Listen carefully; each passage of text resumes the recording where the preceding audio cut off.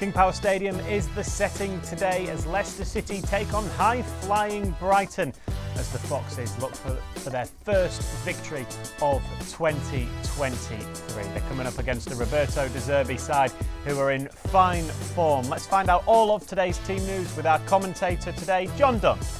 Finally, some positive injury news for Leicester City with Keenan Dewsbury-Hall returning and starting, while even better news on the bench. James Maddison is one of the Leicester substitutes this afternoon. Two changes then following the East Midlands derby defeat last weekend. Dewsbury-Hall is in for Wilfred and Didi, while Dennis Praet starts in place of Mark Albrighton. Danny Ward, the Leicester goalkeeper, a defence of Timothy Castagna, Daniel Amati, Wout Faes and Luke Thomas. Dewsbury-Hall is alongside Yuri Tillemans and Papi Mendy in the midfield, whilst Dennis Praet will support Jamie Vardy and Harvey Barnes up front for the Foxes. On the bench, Daniel Everson, Kaglar Soyuncu, James Maddison, Mark Albrighton, Kelechi Iheanacho, Patson Daka, Yannick Vestergaard, Lewis Brunt and Casey McAteer. Two changes also for the visitors following their 3-0 home win against Liverpool last Saturday. Levi Colwell is out due to injury, so John-Paul Van Hecke makes his first Premier League start, while Evan Ferguson moves to the bench. He's replaced by Danny Welbeck. Robert Sanchez is the Brighton goalkeeper, a back four of Pascal Gross, Lewis Dunk, John-Paul Van Hecke and Perville Estupiñán. In midfield, Alex McAllister is alongside Moses Caicedo, and then it's Solly March, Adam Lallana and Kiora Mitomo supporting Danny Welbeck. Up front, Jason Steele, Tariq Lamptey, Adam Webster, Jeremy Sarmiento, Julio Enciso, Denzin Onan, Billy Gilmore, Evan Ferguson and Joel Veltman are the Brighton subs. Thank you very much, John. Yes, welcome along to Matchday Live here on LCFC TV for another massive game in the Premier League for Brendan Rodgers and his Leicester City side. As John mentioned there, team news is quite positive. Kiernan back in the starting 11, of course, and James Maddison back on the bench as well. Back on the sofa is Matty Fryatt today alongside Jerry Taggart. So welcome along to the pair of you. It's nice to have you both here. Nobody on Zoom either today, so we're keeping it all here in the studio. How are you firstly, Matty? Yeah, really good, really good. A little bit cold outside, but yeah, like everyone else, yeah, feeling good. We'll stay warm, Joe, when we're watching the game. Hopefully we'll be warmed up by the crowd and by what happens on the pitch today. Yeah, hopefully a bit warmer than last night at the under-21 game where fingers and toes almost dropped off. But nothing on the pitch was there to warm you up, really. Well, yeah, it was a good performance from the younger lads, I have to say. You know, they dug in well against a really talented Manchester City team. So, you know, hopefully a bit more of the same today. There'll be plenty more insight from both Matty and Jerry, of course, as we build up to kick off in just under an hour. We've got plenty to get through here on Matchday Live. And firstly, we've got to take a look at a new man in the door here at King Power Stadium. Victor Kristiansen, his transfer was confirmed last night, so we'll hear from him very shortly and we'll give our assessment on him. We'll look back at some great goals scored against Brighton, of course, including that header from Vicente Iborra. And also we'll hear from Brendan Rodgers, of course, as ever, as he builds up to this game with Brighton, which is a pretty big one, the first and only Premier League game in a couple of weeks, obviously with it being FA Cup weekend next weekend. Before we hear from Victor Kristiansen, let's just quickly mention that it's a new face in the door. How important is that, Matty, do you think? It's massive. Gives the rest of the players a lift. Obviously the coaching staff and the supporters at the same time. So real good news. Hopefully there's more additions to come, but one new face in the door, and it seems a positive one. A younger player, maybe a lot to ask initially, but again, it's good to have someone in, and looks a long-term one. And reading from what I've seen of him and sort of the reports and everything, it seems a good one and a good addition. Does it do that when you're in a squad and you get new faces in? Does it lift everybody? Does it mean some players want to take their game to the next level? They've got some competition in there?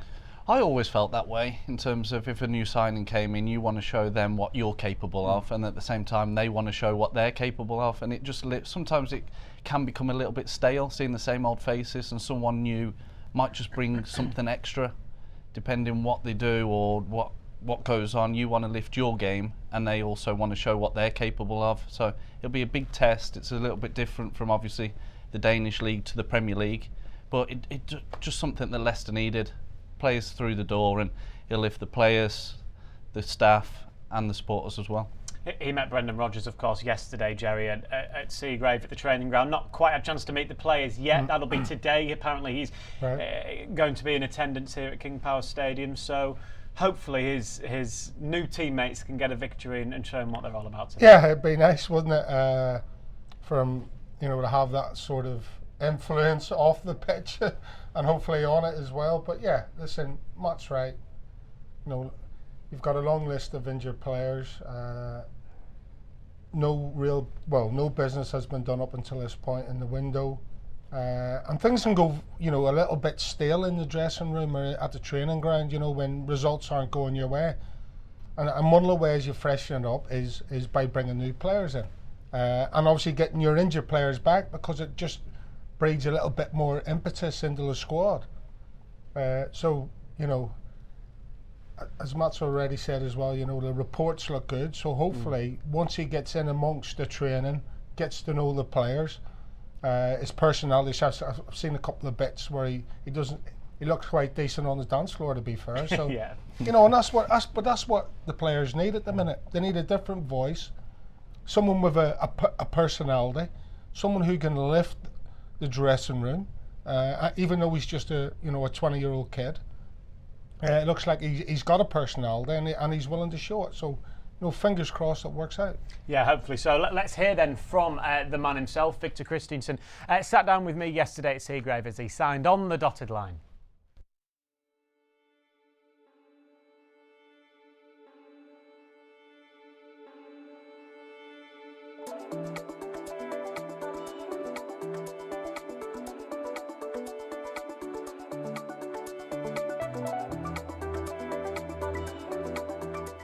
Welcome to Leicester City, Victor. How does it feel to officially be sat here as a Leicester player?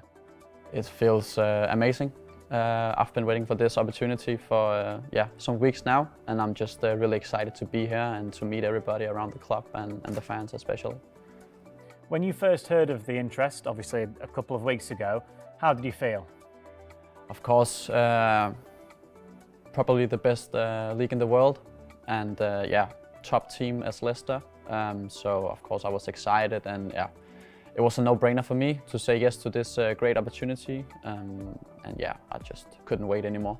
How does it feel to be leaving Copenhagen? I imagine it is a little bit bittersweet because that's been your home for so long. Yeah, of course, as you say, bittersweet. It's been my home since I was 4 years old, so yeah, I have everybody to thank around Copenhagen, but yeah, it was a no-brainer, as I said, so I couldn't just wait to take this opportunity and play for Leicester City. What can the Leicester fans expect to see from you? What type of a player are you? Well, they can expect to see a powerful fullback, strong in the defense, and like to support the winger with a lot of runs, and just to see a motivated player coming on the pitch every time, and showing the passion for the club and for the fans. As you say, the modern fullback has to do pretty much everything on the pitch, doesn't it? It must be quite an exciting position to play. Yeah, I think that the fullback back in the days was the most boring position, to be honest. But yeah, nowadays we see a lot of fullbacks have a really big role in the team. So yeah, I just like to do my job and see how it benefits the team. Have you had a chance yet to speak to Brendan Rodgers? Has he said to you what maybe he expects from you on the pitch, and what do you make of him as a manager? Yeah, of course, I spoke to Brendan about what to expect, and he just said I still need to be the Victor who played in Copenhagen, and to continue that and to progress and keep developing.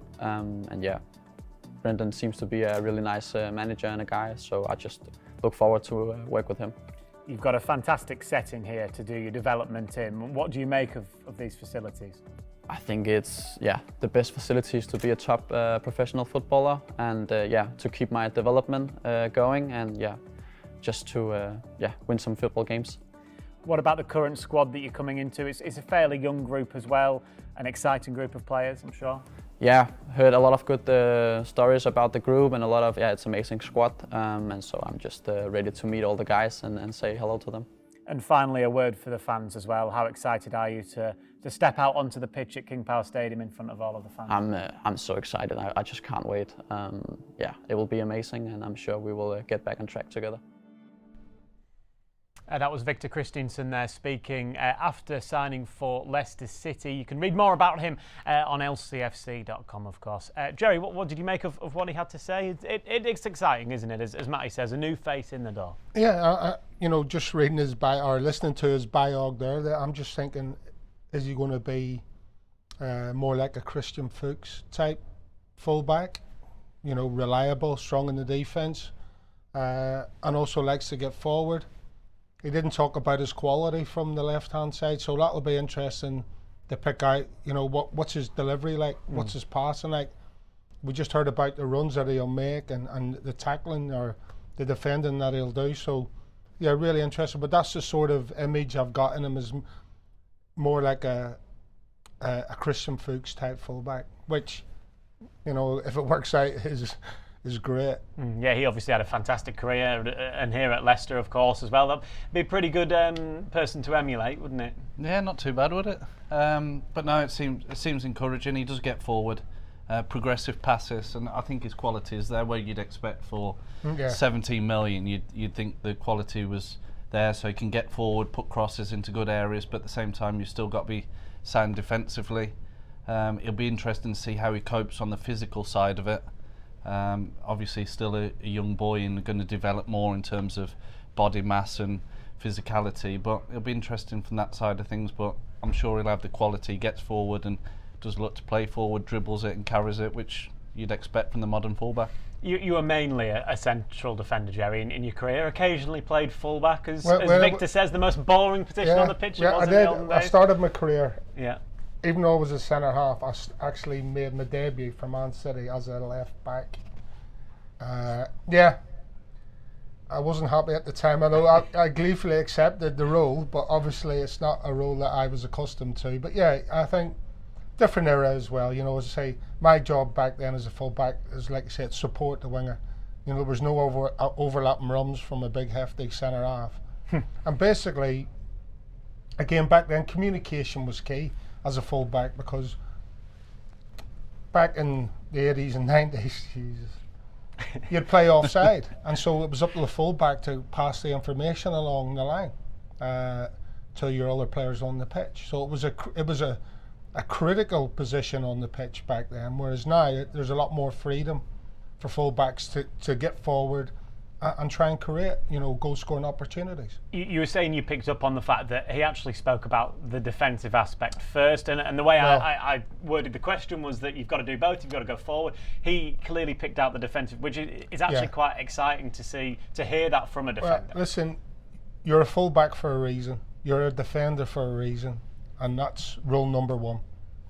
Everything else, from a defensive point of view, is a bonus in my eyes, and I don't think we should ever shy away from that and get away from that, because you win nothing unless you keep clean sheets or stop goals from going in the back of the net.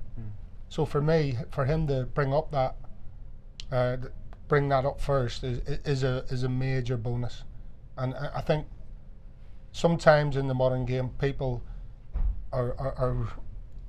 they're more concerned about scoring goals and creating opportunities and getting players forward than they are in actually doing the basics of the game. And as a full back, you're a key member of that back line defensively.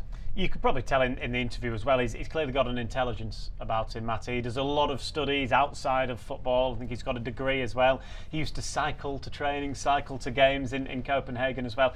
It's just nice, as we've said a couple of times, just a new face in the dressing room, a new idea maybe, and a new way of thinking from Victor Kristiansen. Yeah, and I think he's got that fearlessness of youth. You can see he's excited, he wants to be at the training ground, ready to go.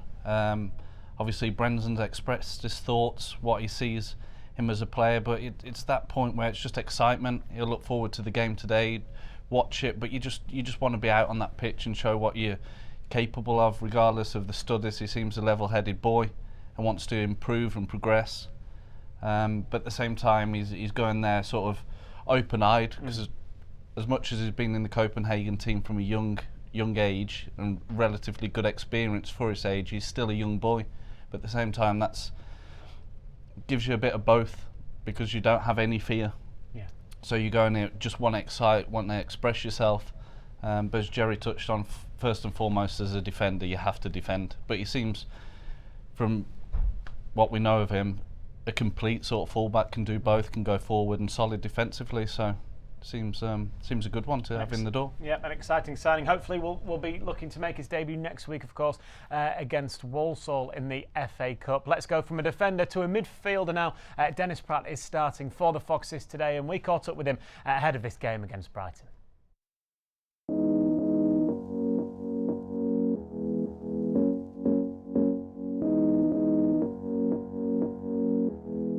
Dennis, what's the mood been like since that defeat to Nottingham Forest last weekend? Yeah, it was a tough loss, of course. Those games, we especially want to win those games. So it's been tough the next couple of days, but we turn the page and we go on to the next game now. How frustrating is it as a player when you're in these runs? Obviously there was one at the start of the season, you came through that. There's now another run where things aren't going so well. How frustrating is that? Yeah, like I said, it's very frustrating. It's tough. We all are winners, so we always want the 3 points. And if you get a few losses in a row, then it's getting tough. So now it's about finding the confidence again and trying to pick up the first points. And I think then we can be on a good run again. What's the mood like in training? I imagine it's a lot more intense because you're all obviously angry about what's happening. So you really want to try extra hard in every session, in every game. Yeah, we try to get out as a team. So we train hard. We had today a hard training where there were some good duels in trainings. But that's what needed to get out of it and try to put everybody in as sharp as possible to get some points in the next games. And that next game is against Brighton, of course, at King Power Stadium. How much are you looking forward to that one? How important a game is that? I think at this moment every game is very, very important. We know, of course, Brighton is a very good team. They just won 3-0, I think, against Liverpool. So then you know you're playing a very good opponent. We've seen that also in the game against us in Brighton. So we know we have to be at our best to get something there. So I hope we can get something. That will have been another disappointing day, as you've referenced there, down at Brighton earlier in the season. How much motivation do you have as a group to put that right? We have a lot of motivation, not only because of that game, but because of in the period we are. I think, like I told you, we are training very hard.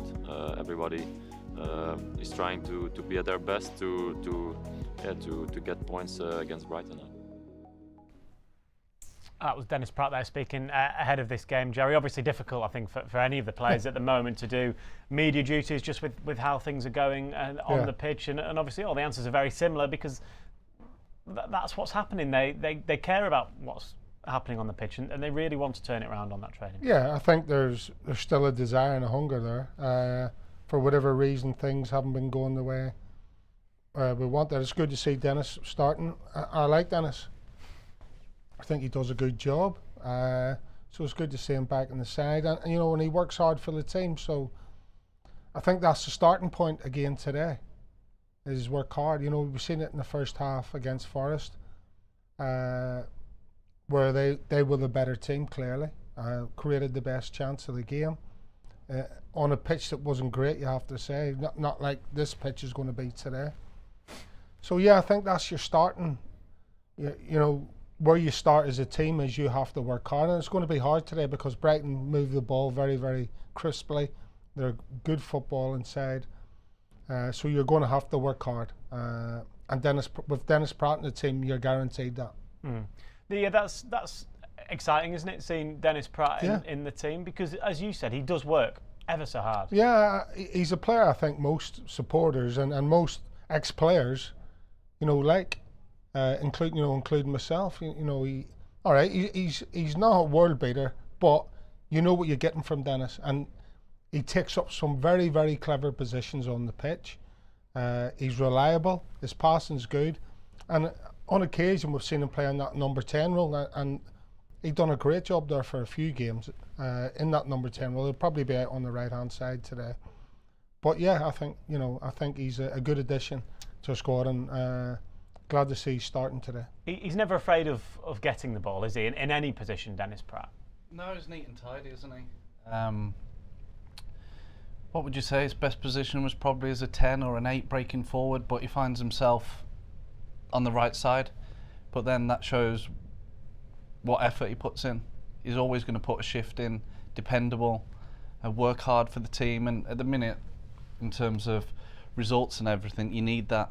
The small wins. So blocking a throw-in, chasing your man back, easing someone out of a duel, competing in tackles, and in possession he rarely gives it away. He's neat and tidy, decent touch, plays it mainly short, and then offers the energy out on the width, even though he hasn't got blistering speed, but he's honest. Yeah. And you can depend on him. So against a fluid Brighton team, it sort of stabilises things. So it's good to see him back in.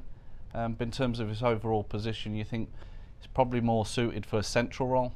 But he'll do a job, won't he? He's one that you can put in and you know what you're going to get, which every manager sort of wants one of them. As Jerry said, probably not a world beater, but you need dependable players, and the more often you can get 7s out of 10s and add in a bit of magic elsewhere, and that's what you need. And he's got a good understanding with Timothy Castagne as well. Obviously international teammates, but every time he plays on that right hand side, them two sort of seem to gel well together. And you look at who he's coming up against, Estepinian, the left back, he likes to get forward as well, so he knows he'll be defensively busy today, but also he can get at the fullback that likes to get forward. Yeah, you've got to be clever when you're playing against, you know, an attacking fullback, which in fairness most fullbacks these days are attacking, but someone who loves to get forward.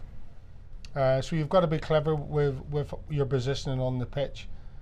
And I'll go back to what I said earlier. You know, the starting point for Leicester today is hard work and compete.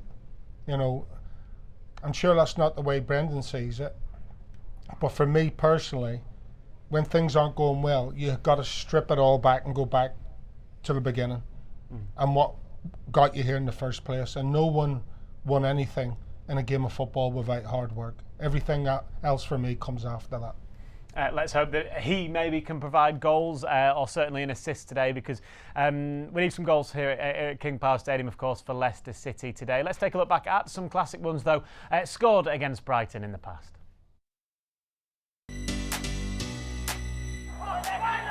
Kelly again to Russell. Now can this be number 2? Yes, it is! Digweed off his line to narrow the angle. And with Paul Reed and Tommy Wright waiting in the middle, Russell hit it hard and true. Providing Thompson with a chance. Wright shielding the ball. Still they come. Mills thumps in a shot. It's going to rebound here for Mocklin. And Ali Mocklin strikes a daisy cutter.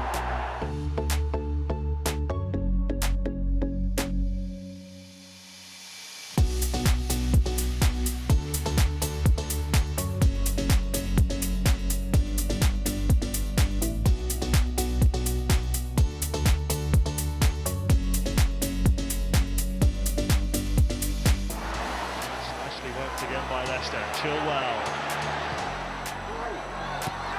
And Iborra! Leicester City surge into the lead with just over 7 minutes to play. Vincent Iborra with his 3rd of the season. Dangerous touch from Stevens, and Leicester can counter now. And here is Maddison onto Vardy. Vardy's the wrong side of his man, and he's got Perez in support. Vardy into the box, he's created for Perez! Who does not miss? Jose Perez strikes again, celebrates in front of the travelling supporters, and Leicester City strike first. Forward here to Vardy inside the box on the right, he can't shoot, he goes back to Maddison, who's inside the box now, a few step overs. Maddison curling one towards the far corner, sensational 3rd goal! James Maddison with his 2nd of the game. And Leicester City with 2 goals in a matter of minutes, he had no right to score from there. Now this may be a chance for Ndidi, lays it forward to Yuri Tielemans. Tielemans looks for Iheanacho, perfect pass, Kelechi Iheanacho! This time he does score! Wonderful Leicester move, And as they did at Burnley, they've come from behind on the road. And just like at Turf Moor, it's Iheanacho who's provided the finish. It's 1-1.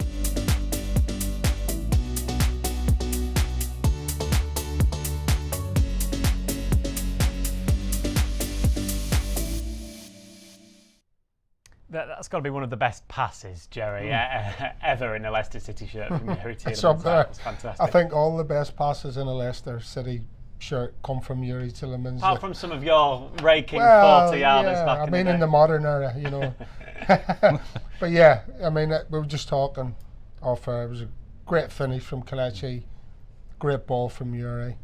Well, I would love to see some of that today. Well, hopefully so. And what do you make of the Leicester midfield today? Kiernan Dewsbury-Hall, Yuri Tielemans, Papi Mendy. Energy. And obviously you've got quality in there. Spoke Yuri, unbelievable strike, but can see a forward pass. Kiernan, he's going to get forward, but you've got to counter what Brighton do. I know, rather than looking too much into Brighton, but that fluidity in the midfield three. Casido, he's up and down, so Kiernan will match him. And McAllister, the same quality as what Yuri can offer. And then Mendy's just covering in between what Lallana wants to do, whether he plays higher or lower, gets on the ball and just stifle his area. But Brighton really flexible in that, fluid, move the ball quick. I think the three of them in there will match the energy that Brighton possess. So it'll be a good test between the three in there. And I think whoever comes out on top in that area, it's going to be a big part of the game. So I can see why the three of them in there. And it's good to get Kiernan back into things because he just adds that, doesn't he? He's constantly up and down in the pitch, and at the minute, as Jerry said before, you need them bits. So sometimes you don't always see him on the ball, but off it, you've got to win that or track a run and do the horrible side of it to play yourself into a game. And at the minute, they're full of confidence. Leicester aren't as confident as what you'd sort of expect, and I think it's 3 home games without a goal, which you don't normally associate with Leicester, so they need to do the ugly side and then wait for them opportunities. Yep, should be a fascinating midfield battle between Tielemans, Mendy, Dewsbury-Hall up against Alexis McAllister, World Cup winner, of course, Adam Lallana, and Moses Caicedo as well. Before we continue talking about that midfield battle, let's hear from Andy Naylor from The Athletic, who follows Brighton week in, week out, of course, as well as their manager, Roberto De Zerbi.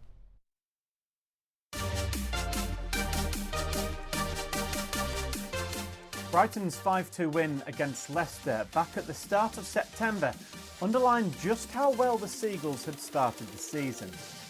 It was, however, the final game in charge for then manager Graham Potter, who left for Chelsea under a week later. Since then, though, form hasn't suffered, and fans of the South Coast club will be delighted with their season so far, a highlight being a 3-0 win against Liverpool last weekend. In the season there are 38 games, and you have to be ready to forget the last game and to be focused only the next game, because in our head will be always the game against Liverpool. But it's important to arrive tomorrow clear, without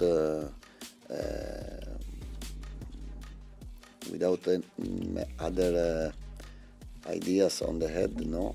Because we can lose in Leicester, and if we lose, you forget Liverpool immediately, and we would like to win in Leicester.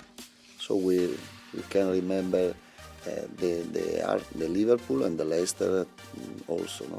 Roberto De Zerbi came in, and his opening month fixtures on paper looked horrendous. You know, they started at Liverpool, they had Man City, they had Spurs, they had Chelsea at the end of the month. It looked really severe, but ever since the 3-3 draw at Anfield in his opening game, we've kind of seen what De Zerbi ball is all about, and they're scoring goals from all over the pitch and just playing really well. I mean, there's 3-0 win against Liverpool at home on Saturday certainly didn't flatter them. There's been a number of individuals who have been key to Brighton's season. Pascal Gross has chipped in with 7 goals from midfield. Moses Caicedo has been fantastic in central midfield alongside World Cup winner Alexis McAllister, who scored a brilliant goal against Leicester in that win in September. Well, again, yeah, very gifted player, very accomplished technically. And the really interesting thing about Alexis is, like I kind of said to you before with a lot of players, that versatility. He's that type of player you could almost play him anywhere and he'd be capable of producing a good performance. Thanks to Andy Naylor there from The Athletic. Obviously, the midfield kind of dominated that package, if you like, Jerry, because that's where Brighton are so good. Caicedo in there alongside McAllister. They've got Lallana in front. There's a lot of energy. There's a lot of quality. Obviously, a World Cup winner with Argentina. That's how good Alexis McAllister is. And what a performance by him as well in that World Cup. Yeah, it's good. You know, they've got some good talent. They've been playing this style of football for a while now. Ever since Graham Potter came into the club. You know, they change their style of play. Graham Potter leaves, goes to Chelsea. Where do they go from here? You know, they pull a rabbit out of the hat, really, for me, getting De Zerbi from Shakhtar. So that's a great bit of work, in my opinion. And he's just followed on. Yes, it takes a bit of time as a manager when you come into a new club, but it hasn't taken them that long to get them, you know, right up to speed, winning games. They sit 7th, you know, in the league. Okay, they've lost one of their star players in Trossard, who's gone. But Matoma's been... But Matoma, yeah, I was going to say, but they've got other players in the squad who can fill that void, if you want. So yeah, they're a good side, and they've been a good side for a few years. They've always played a style of football that's easy on the eye. They've always created chances, not necessarily taking them, but they seem to be taking these chances now. When they come along. In the past, defensively, they used to make a lot of mistakes, in my view. When I watched them play against Leicester in particular, there was too many mistakes defensively, or they'd switch off at certain times in a game and it would lead to a goal. But now they seem to have, you know, shored that up. They're really solid at the back. So yeah, they're a good all-round team, and it's going to be a really tough test, but not unbeatable. Yeah, they've only been beaten once in the last 4 games against Arsenal, but you know, they're not unbeatable. Yeah, you look at the run of fixtures that they've had. It's been fairly difficult as well. It was difficult, as we were hearing in the package, from when Roberto De Zerbi started in charge at Brighton. But okay, yeah, they lost in the cup to Charlton, but other than that, it's been pretty good. They're looking to win, obviously, Premier League games in a row. That's how good they are at the moment.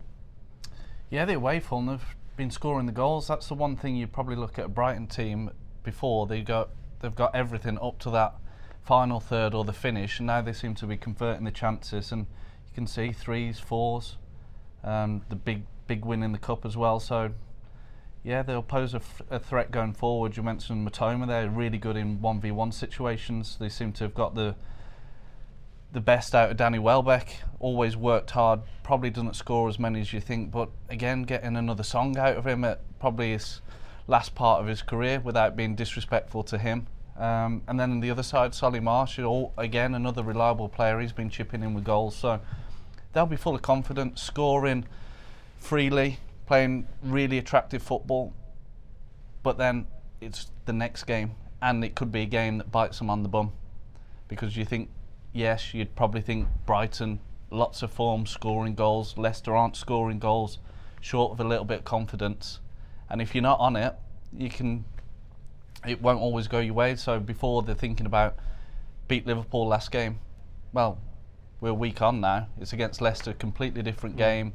They're, from the outside, probably the slight favourites on it. So it can change, and their thing would be sort of preventing overconfidence without sounding stupid on that matter, but you can be a bit too sure of yourselves at times. So Leicester have got to compete for everything first and foremost, and take their opportunities when they come along, but at the same time be solid defensively. Well, their supporters will be thinking 3 points today sends them 5th, Jerry, and that underlines just how good Brighton have been.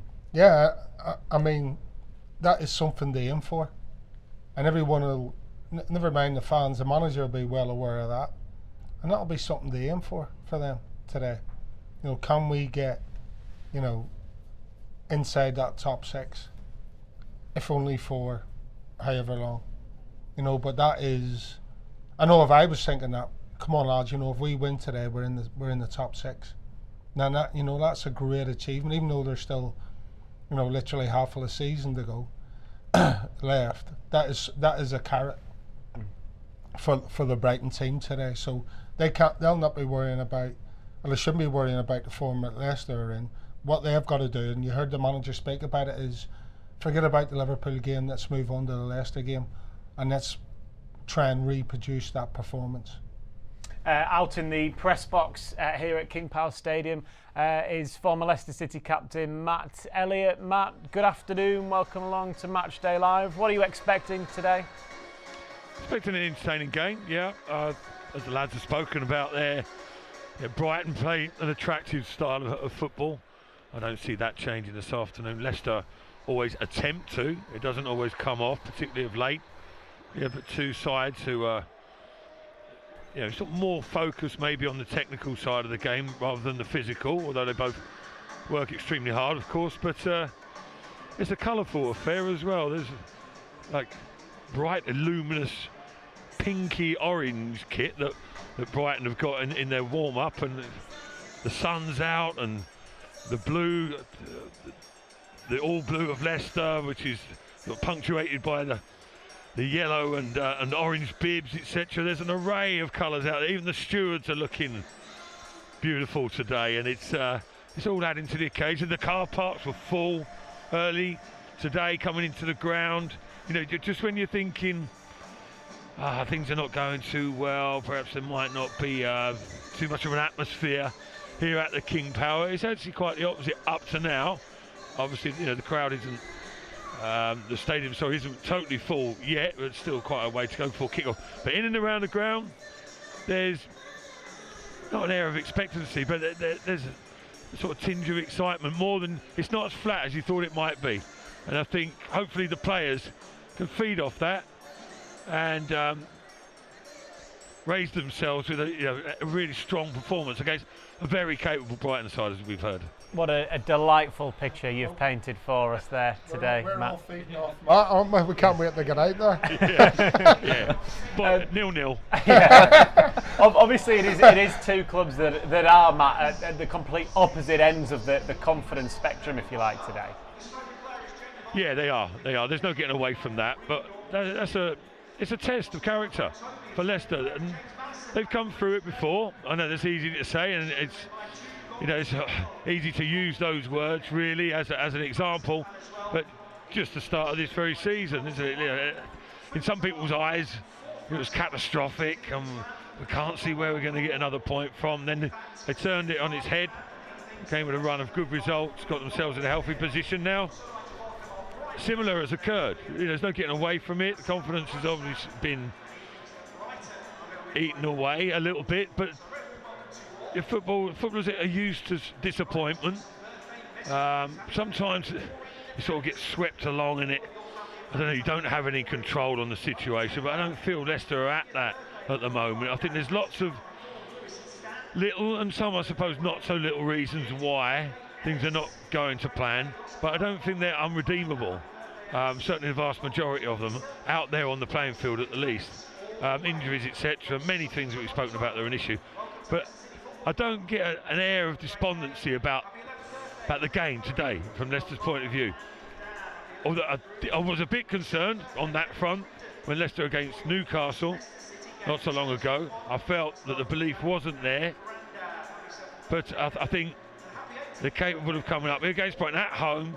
And Matty Praet says correctly, so in my view, that Brighton are slight favourites. You wouldn't find yourself saying that too often, would you, with a home fixture at King Power? But I think Leicester has. I think it's got to come to a point where they've got to go and rise to the challenge, and collectively come together and all put in a stirring performance. Thank you very much, Matt. We'll hear from you just before kick-off. Let's get a quick reminder of the Leicester City players that are hoping to put in that stirring performance, as Matt Elliott has just underlined there. Danny Ward in goal, of course, for the Foxes. A back four of Luke Thomas, Wout Fast, Daniel Amati and Timothy Castagna. Mendy, Dewsbury Hall and Tielemans in midfield, with Harvey Barnes, Jamie Vardy and Dennis Praet as the front three. We'll quickly do Brighton's team before we hear from Brendan Rodgers. They've got Robert Sanchez in goal, Estepinian, Van Heck, Dunk and Gross as the back four. Lallana and Caicedo in midfield with McAllister. Those three will be roaming about. Then Matoma on the left, Danny Welbeck up front and Solly March on the right-hand side. Right, let's hear then from Leicester manager Brendan Rodgers. He was asked this week how crucial this game is for the Foxes, considering the run of fixtures they have in February.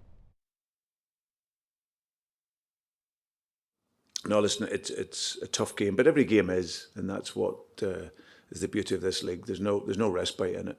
You know, you can never look at a game and say it's an easy game. And like this weekend, it's playing against a fantastic team. You know, a club that I've really admired over the last decade or so in terms of how they've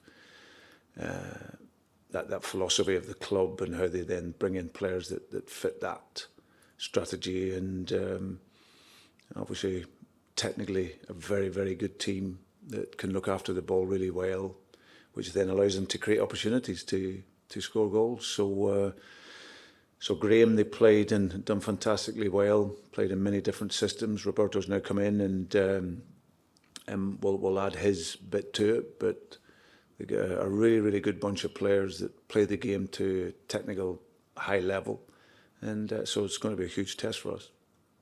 It's been a difficult run of results, but how confident are you in this group of players you've worked with for a number of years to turn things around over the coming games? Yeah, listen, for me, everything will be okay. You know, we've been in the situation earlier in the season. I just think that once we get the players back that's available for us, and we can get that sort of concentration back, I think that will come then. Of course, we can pick up results. I think that was the disappointment of last weekend. You know, the Premier League's it's a really, really tough league, and you have to have maximum concentration and maximum commitment every single game. And unfortunately for us, last weekend we lost our concentration in the second half early on, and that got us behind in the game. And it's a tough league. So, but yeah, I've got every confidence in the squad. I think it's been very up and down for us this season, but we're at the halfway point. We believe that the next half of games we can be better when we know we have to be better. But we feel that with this month, getting players back, getting some in, can rejuvenate the squad and get some much better results consistently. You talked about how fans feed off the players feed off the fans. How can they work together this Saturday to create that special atmosphere and get the result that's needed? It's up to us initially. We have to make the start in the game. We have to show that determination and that commitment. And once you do that, the supporters recognise that, and then they really get behind the team, and we can do that. And for us, it's so important now in this time to be together. That solidarity is so important. Clubs like ourselves and where we're at in the Premier League and the challenges that we face, we can only do it together. And if that's fragmented in any way, it makes it so challenging and what is the most competitive league in the world. That was Brendan Rodgers, of course, speaking ahead of this game with Brighton. We've got time for a quick prediction from the pair of you. I'll start with Matty. You looked at me there. Jerry was looking away. You made eye contact first. Schoolboy. You know what? I think it could be revenge for the performance early in the season at the Amex, and Leicester might just pip it by 2-1. I'm not so confident. I just realised real severe lack of height in the Leicester team as well today. No Ndidi, no Samari.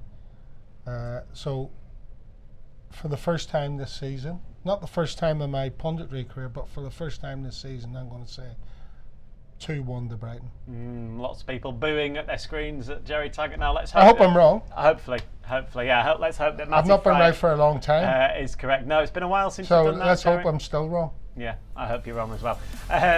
Stay tuned with us here on Matchday Live, because we've got full match commentary, of course, coming up, where hopefully Matty Praet is right and Jerry Taggart is wrong. John Dunn and Matt Elliott are your commentary team for this game against Brighton today.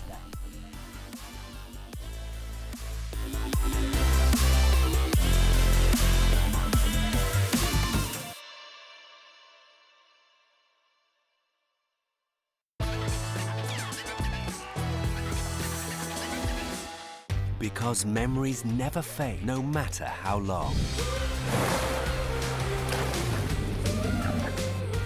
We'll still remember the moments of excitement and the impressions of Thailand.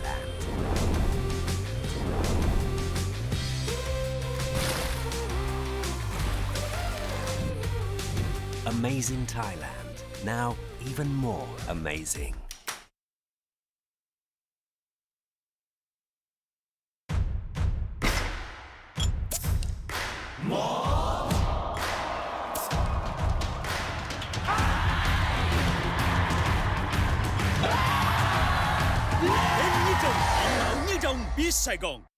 Lamiat is the belief that perfection lies within the details, where the finest ingredients deserve the finest craftsmanship. In every pursuit of perfection, there is passion and perseverance,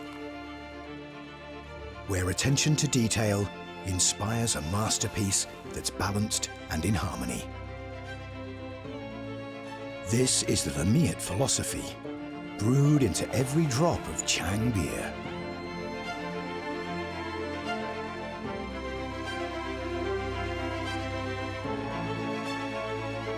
This is the taste of Thai perfection. Chang beer. We brew friendship.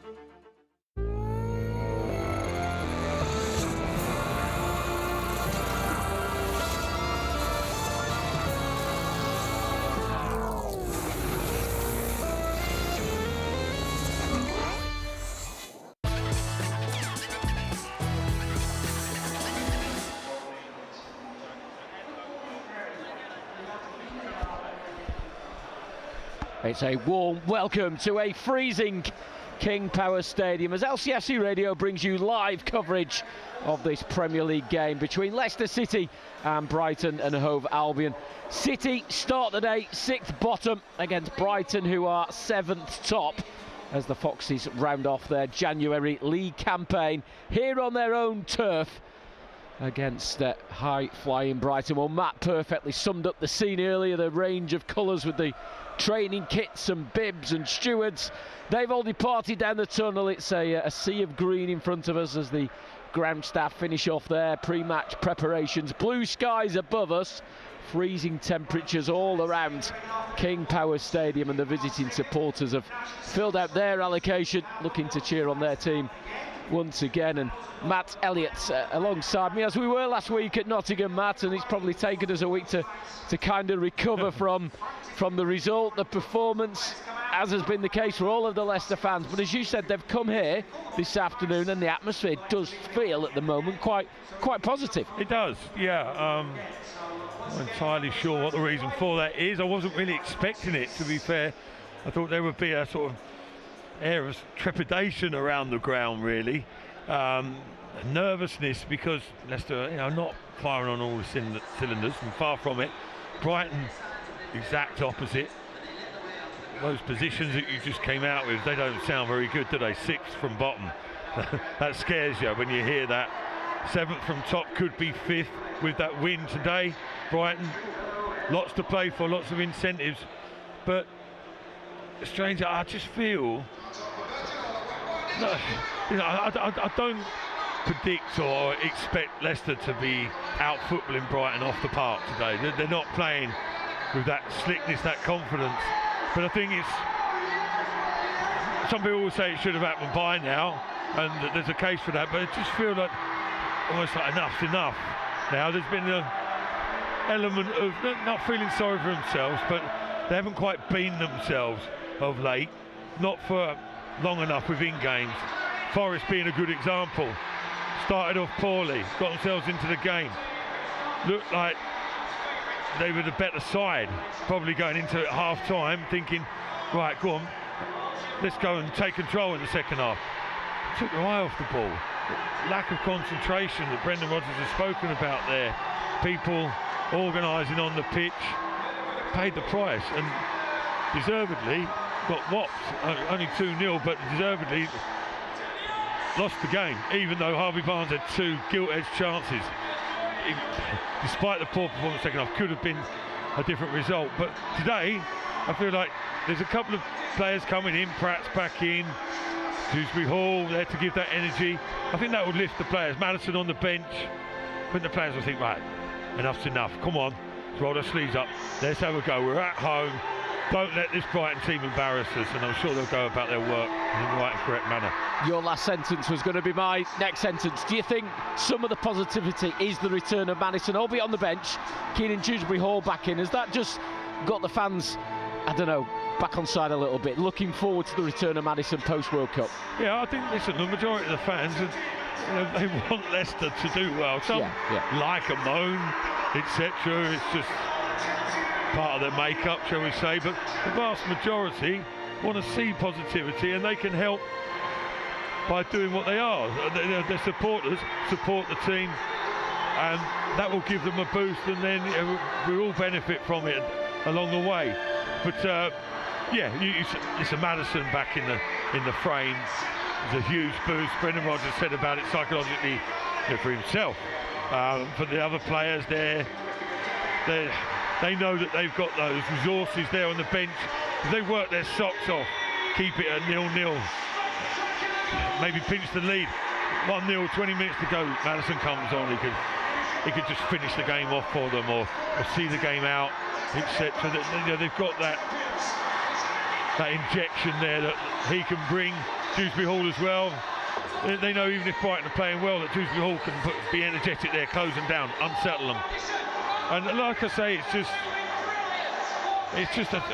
you get to a stage of the season, they must be frustrated themselves as players, because they know they can do better. Now they've got to collectively make sure they do.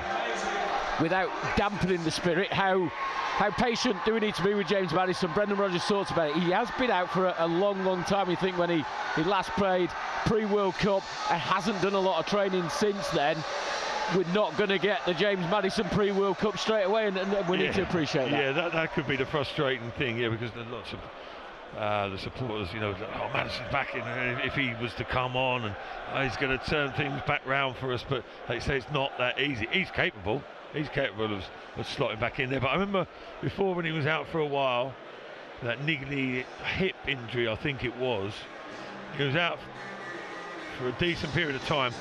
Took a while to get back to his top game, even though he was playing regularly. It took, I think from memory, a good 10 games or so. So hopefully that's not the case this time, unless they haven't got that amount of time, and halfway through the season pretty much. But yeah, but just having him back in the frame. Listen, it might be the case that 3 games later he's not playing well, and people say, oh, Maddison, he needs to rest, he needs to buck his ideas up. Things change very quickly, don't they? But surely he's a massive influence on Leicester's fortunes, has been for the last 2 seasons. In terms of the visitors, and the lads touched on it in the studio earlier, it's almost a mirror image of where Leicester were not too long ago, and clearly striving to get back there, but disrupting that top 6, pulling out these big results, and signing players that go on to become Premier League superstars, I suppose, in some ways, and that's the task that's in front of the Foxes this afternoon. Yeah, and it's a serious prospect as well, isn't it? Make no mistake about that. I mean, over recent seasons, I've always fancied Leicester to get the edge over Brighton, home or away. I was disappointed and surprised if and when they didn't. But this year, down at Brighton, it was quite emphatic, wasn't it? The victory from the Seagulls there. And Leicester played into their hand. People always talk about learning from experiences from games. Leicester need to learn. Okay, it's a slightly different set up now with the new manager, etc. But the vast majority of players still pretty similar. But Leicester played into Brighton's hands on that day, and they were poor, ineffective, and got absolutely trounced in the end. It was 5 going on 8 or 9, quite conceivably. So a repeat of that performance is not even in the thinking. But I think people have got more respect these days for Brighton. I think Jerry's right. I think he used to say, he said that they used to, people was waiting for a mistake to occur and the frailty would appear. The way they're going these days, they haven't got that weakness, that softness. You have to do something bordering on exceptional to beat them, and I'm expecting it's going to require an exceptional effort from Leicester this afternoon. Well, the honesty flags that you may have read about this week and over the previous few months are now being waved around King Power Stadium in the home sections. The sun is beating down on the family stand away to the left-hand side. All of the supporters racked up against the elements as we close in on 3 o'clock on a Saturday afternoon here on Filbert Way, as Leicester City and Brighton and Hove Albion take the field here at King Power Stadium for Premier League action. The visitors flying high at the top end of the table and on a run that has seen them win their last 4 away games in the league. However, City have never lost a home Premier League game against the Seagulls. Brendan Rodgers hoping that run continues this afternoon as they look to end their post-World Cup poor run of form and return to the pre-World Cup winning run. Good news on an injury front for Leicester. For a change today, with Keenan Dewsbury-Hall recovering from injury to start, and the even better news that James Maddison is back for the first time since before the World Cup. He's on the bench for the Foxes this afternoon. Dewsbury-Hall replaces Wilfred and Didi. Meanwhile, Dennis Praet, who returned last week at Nottingham Forest on the bench, starts today. He's in for Mark Albrighton, who moves to the substitutes bench. Ward in goal, a back four, Castagna and Marty, Fass and Thomas. Dewsbury-Hall is alongside Tillemans and Mendy in midfield, whilst Praet will link up with Vardy and Barnes in the Leicester attack. 2 changes also for the visitors. Brighton, that was after a stunning 3-0 home win against Liverpool last Saturday. Levi Colwell is injured, he's in the back four, so he's replaced by John Paul Van Hecke, just his second Premier League appearance, his first ever Premier League start. The other change sees youngster Evan Ferguson move to the bench, and the experienced Danny Welbeck comes in up front for Brighton. Sanchez in goal, Gross, Dunk, Van Hecke and Estupiñán is the Brighton defence. McAllister alongside Caicedo holding in midfield, with March, Lallana, Mitoma supporting Welbeck up front. Touching on Brighton first, Matt, quite a settled side now, but that mix of youth and experience, the likes of Lallana and Welbeck, but then we know all about McAllister and Caicedo in the midfield, and that's maybe then the platform that has seen them on this really good run of form. Yeah, they've got a good mix, haven't they? Good blend in there. They're different types of players, all technically minded, the majority of them. I think maybe less so Welbeck there, who's a bit of a sort of figurehead up the top. He keeps proving people wrong, doesn't he? But around him, Matty Praet spoke about it, there's a fluidity about their play. Technically all comfortable, as are most players these days, but Brighton more so than most. You know, at the back, it's nice, solid there with Lewis Dunk, who I think is probably one of the best centre-halves in the league. Leicester were rumoured to be interested in him not so long ago, can totally see why. He's got a lot about him, a lot of character about him as well. They just go under the radar a little bit, don't they, these players? The recruitment side has been spoken about both on the field and off. It's exceptional, and it looks like a good place to be, isn't it, to play good football. When Mitoma's come in, hit the ground, totally running, he gives a different option. They're good footballers, and they've learned to have that sort of professionalism, that not nasty side, but the nitty-gritty aspects of the game. They've got that in hand a little bit as well. Tough proposition. The Blue Army certainly getting behind the Leicester players as we prepare for kick-off here at King Power Stadium. Leicester all in royal blue, kicking towards the family stands. Brighton in a luminous orange from top to toe. Potential clash with the stewards around the field. It's that bright. Certainly won't miss the Brighton players, and it's Brighton who get us underway, kicking